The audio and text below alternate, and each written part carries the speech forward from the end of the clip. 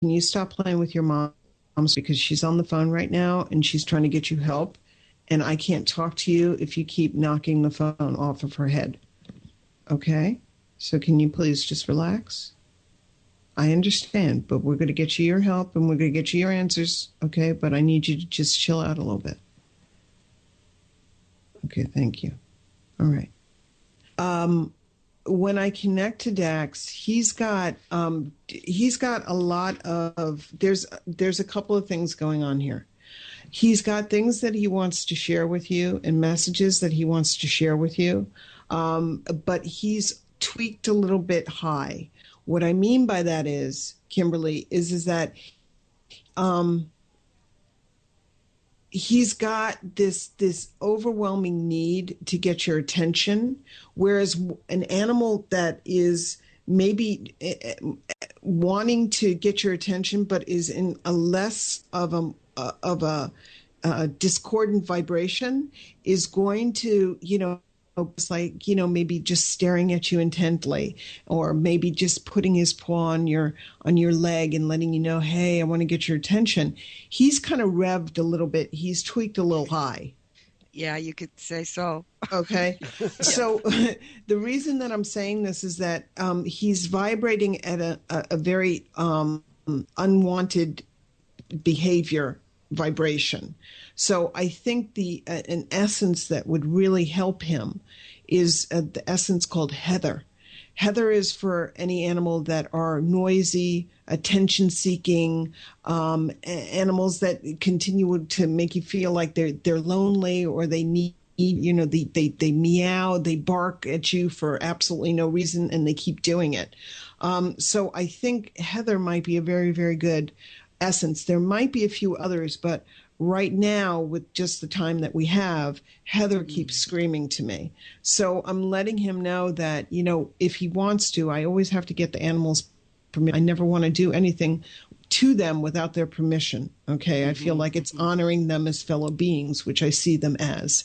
So I'm asking Dax if he would, be willing to, if he's ready to let go of this need to get your attention all the time, so that he can then get his message across to you. And when I ask him that, he says yes, because it's getting to the point now where it's almost like, it's kind of like a habit. It's kind of like, picking a hangnail. You know that it's something that you shouldn't do, but you do it anyway, and it drives you crazy. Yeah. Okay. So I think for him, two things, and another essence that came through just now is Heather combined with white chestnut. White chestnut is very good for any kind of obsessive behavior. Okay. Okay. And if you wanted to, you can definitely go to my website, which is www.CoryelleKramer.com/blog. And on there's my online store, and I have my own line of flower essences called the Flowering Hills Essences. And if you want to, you can purchase them there. Or you can also usually find flower essences in any kind of like health food store. Okay. No, that's awesome. Thank you. I appreciate it. Is it because he's blind in one eye and got poked, and then what happened? Was he traumatized? Is that why he's a little off? It's funny. Being empathic, I get a sense usually for the animals health-wise. I slide off the eye, and what I mean by that is vibrationally, empathically, I just slide off. It's kind of like a slip slide, which tells me that it's not a problem. He really doesn't see it as a problem. He just sees it as something like, well, okay, whatever kind of thing. It feels to me more, though, that he's got messages he wants to share with you, and he's trying to get them across, but because he's so, let's use the word, he's so earnest about it. That's good. that you're ignoring him because it's driving you crazy. He's trying to get his messages across, and because he's so earnest about it, you just can't hear them right now, which is totally natural. I mean, it's Yeah. totally natural. If you have somebody saying to you, "Are we there yet? Are we there yet? Are we there yet? Are we there yet?" You're going to want to throw them out the window. I don't Yeah, care if I it's your know. child I've or thought of that. it's honest. It's an honest thing, and it feels good to be able to be honest about it. You don't mean him any harm, but this kind of unwanted behavior drives you nuts. So I'm letting him know if we can chill him out, he can then get his messages across to you without any problem. And he said, I would really like that. Oh, thank you so much. That's wonderful. Cool. And he went to the kitchen. He left. He had to go chill out. We're all at peace now.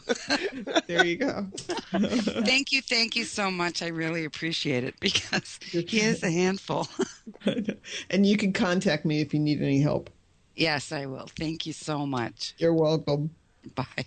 Bye. I love it. I love it. It's so often that she's on there and all of a sudden she goes, wait.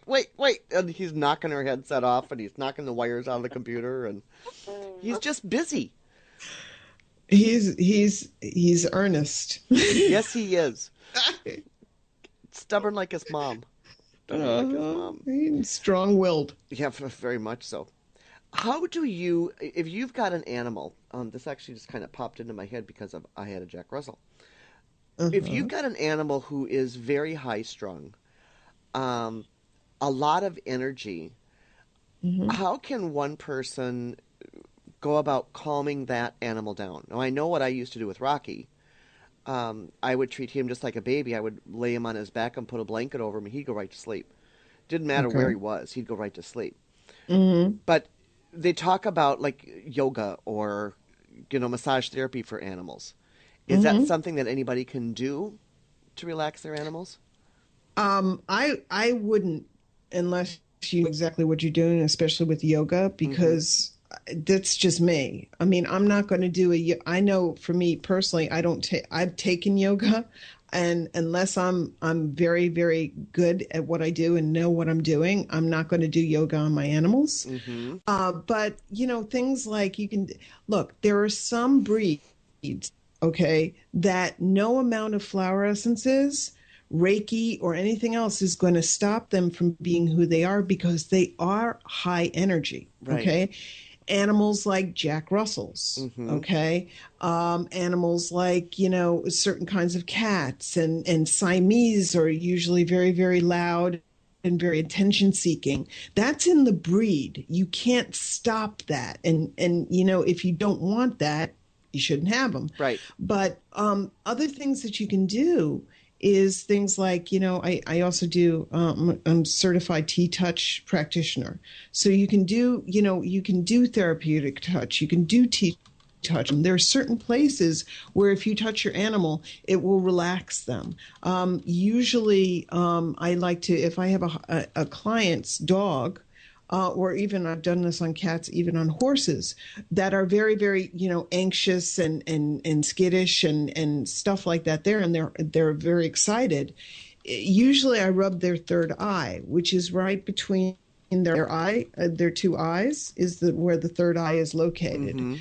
And if you rub that in a clockwise circular motion, that's a lot of animals get very, very relaxed by that because you're opening up their third eye, you're relaxing them and chilling them out. And you're giving them this feeling of they'll just all of a sudden, just relax. I'm also a Reiki practitioner. So sometimes, I'll do Reiki on an animal. And when you do Reiki on an animal, usually the animal just starts relaxing, and you listen for, being a Reiki practitioner, you listen for the Reiki sigh, which is when the animal just goes, then you got him. Yep. Much, because the next thing is them usually being sprawled out, and snoring loudly. Yeah. After that.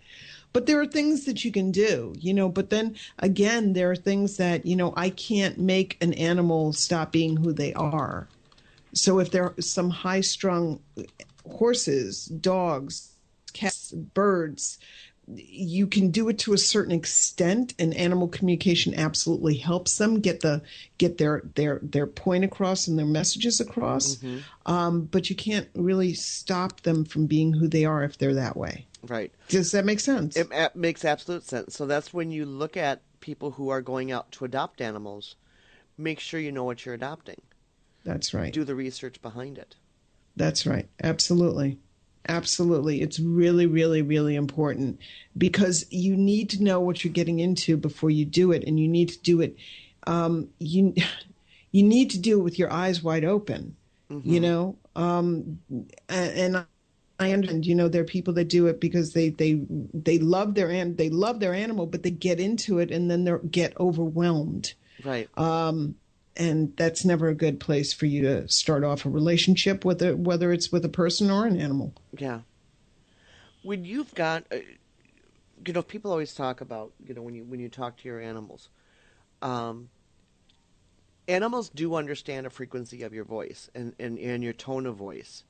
What's the best way to communicate with your own animal to understand what they're saying back to you? I'm going to tell you a little secret, okay? Depending on what the subject matter is, there are some times that I can't even hear my own animals, the messages, because I'm too much invested in their answer. This is usually with health issues. I start getting stressed out, and I myself even too. There's sometimes that, yes, I'm still hearing them, but I need to get confirmation I'm hearing them. So the best way to do it is, you can, to know going into it with certain subject matters, you might not be able to get your point across, especially if there's unwanted behavior and you're stressed out about it. If they're peeing or pooping on the floor and you think it's because they hate you, and I promise you it's never because they hate you. Right. If they're going through health issues, that can be a very, very hard time for you to listen and hear the messages coming across, because you're afraid to hear the answer. You're afraid that you're going to hear them saying, I'm dying. Right. And you don't, you know, so you block yourself off. But the best way that I do it, that I tell people is that, you know, just come from a place of just trying to be as easy breezy about it as you possibly can. So I tell people to you know, just talk to your animals, and try to do it in simple questions. Don't go for, you know, what's the meaning of life? Because I promise you're probably not going to hear it. Okay. Yeah. That's a little too intense. All right. That's on the scale. Start with, you know, what's your favorite food? What's your favorite season? What's your favorite color? What would you like, a new toy? What kind of toy would you like? Don't go into, are you happy here? Do you love us? It's very, I mean, you can hear it. If you're into it on a very easy breezy way, then you'll hear it. But if you're scared to hear the answer, you're not going to hear it. You know, that is so true. That is so true, because when Rocky was sick, now he had congestive heart failure. And anybody who's had a pet knows that that's a process to go through. And when he was diagnosed, and I could talk to Rocky, and Rocky and I had this like spiritual connection between the two of us. And I asked him when he was diagnosed, I said, I will take care of you until you tell me you're ready to go. And the night that I brought him in, he told me he was ready to go. And just by his actions and reactions to me, I knew that it was time for him. Right. And the day that I had to let him go, I mean, it was horrible, but I knew that he was okay. And I knew that he was okay with the decision that I made. And that alone made it, the whole process, easier. Oh, sure.